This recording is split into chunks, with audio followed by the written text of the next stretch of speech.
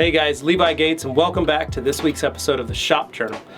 Tim O'Brien here, our editor and producer of the series, has been feverishly working to get this new episode out to you, and I think it's going to be a good one.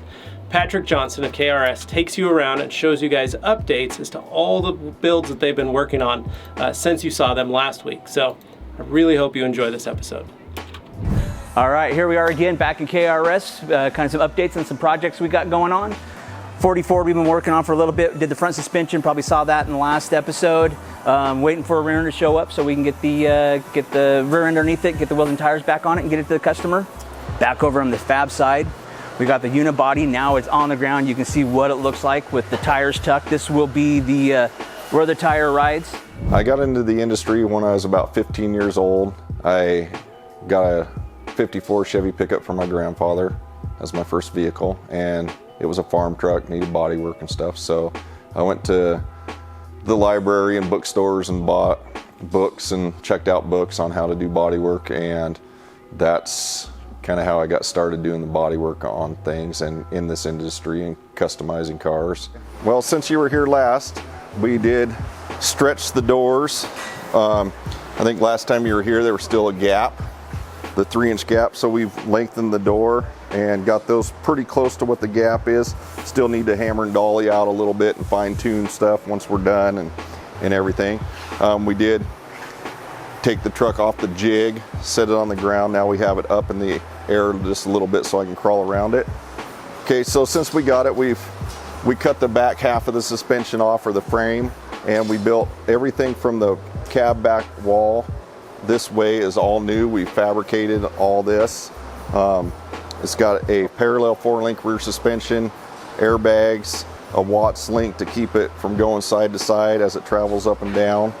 All tubular cross members built in there to help support and strengthen it up. Underneath the front, we modified the front suspension for shock waves. So now it'll be adjustable up and down. It's an airbag with a built-in shock. We fit the factory grille. This is gonna, after we get this all fit, this factory grille is gonna be sent out and be chrome plated. We're just gonna run the factory grille and headlight rims. We will make a bumper and smooth out the license plate opening so that it's just smooth across, and it'll be chrome as well. These vents will get filled in, so this will be smooth. The holes will be welded up so no emblems will be on that. The glass, the windshield in the back window, I welded a piece of 1/8-inch plate around the inside of this window and added a little bit of metal around the edge. This window will be flush fit. Once this is all done, there'll be like a 3/16 gap all the way around this windshield, kind of like a new car look, where no molding or no rubber molding around the windshield at all. The back window is the same way. It'll be inset just a little bit with a 3/16 gap, but there'll be no window rubber or window molding on it. These are the new hood hinges that we're using, made by a little shop in Tennessee. They're pretty close to fitting, but the hood's been modified and the firewall's been shaved, so I'm making a mount for the hood hinge here out of 1/8-inch plate and getting this all adjusted right so that it'll be a nice heavy-duty mount for it, so we don't have to worry about anything tweaking later on.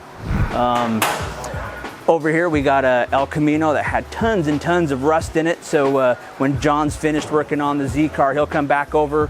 He's putting new floors in the bed, new floor in the entire car actually, new seat area. Then he'll come back and start working on the outside, start doing the the rust repair patchwork on the outside quarter panels and everything else on the vehicle, and then off to paint and body. We got the 55 Nomad on here. Chad's been working on that. He's got the inner fender wells, the firewall. He's got everything fitted and just worked out really nice. Got some nice billet hinges going on. Made some nice pockets so that when the hood closes, the hinge is all tucked down inside. It's gonna look really, really, really sharp when it's all done. I don't know what he's doing now. Looks like he's making origami or something. Okay. And then got another 55 here.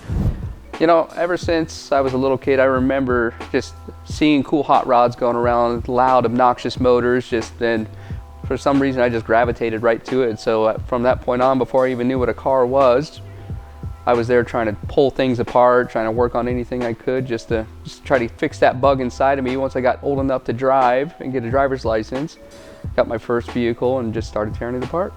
So last time you guys were here, we kind of had all the body panels hung kind of roughly in place there. Over the last couple weeks, we've kind of had a team effort jump onto this, and we're starting to get the door gaps, get all the front end alignment done. Chad's been taking care of cutting out the firewall right now. He's actually making it contour to the motor shape to match the new intake, the tall high-rise hidden coil valve covers.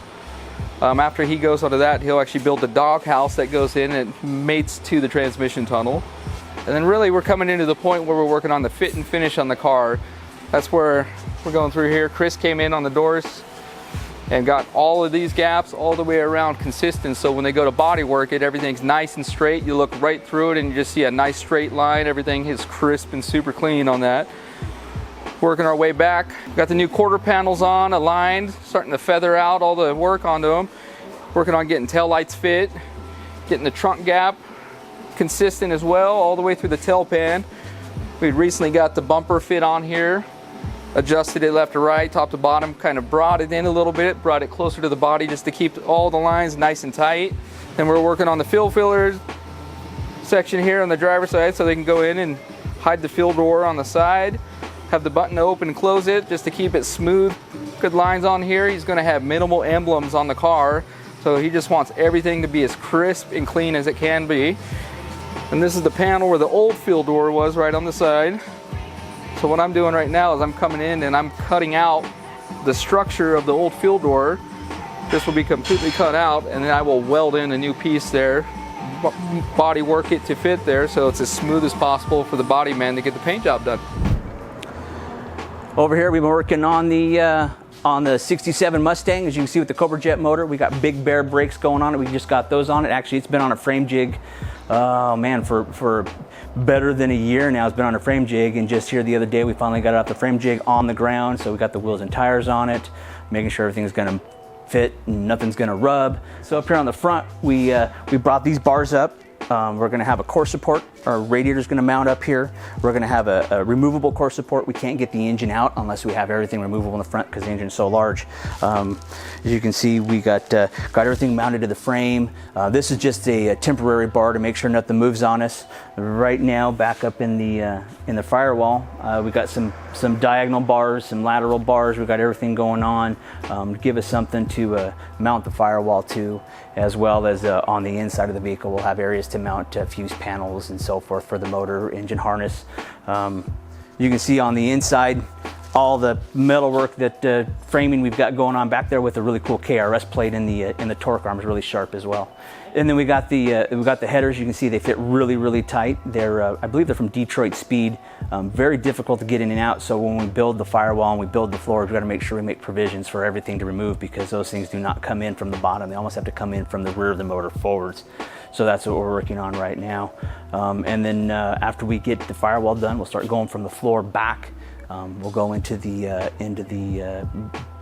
back area over the rear axle, try to figure out how we're gonna get that to go in, starting to map out what we want to do with the interior, with dash and seats and how much leather and how much naga hide, how much whatever we're gonna put inside of it. So, and then over here, Lou's pickup, almost finished. We got the interiors really close. We got a couple panels that need to be put in after the glass gets put in. Right now, putting new springs in the front to bring the front end up. It seems a little low and the bumper was damn near touching the ground, so it's time to get that up in the air. So that's about it for now. Well, I hope you guys enjoyed that episode, and Tim, just wanted to say, make sure you guys stay tuned for more episodes every 2 weeks, and make sure you like, comment, and subscribe down below. And share it with a friend. And as always, we'll see you guys next time right here on the Rag Company YouTube channel. Thanks for watching. Thank you.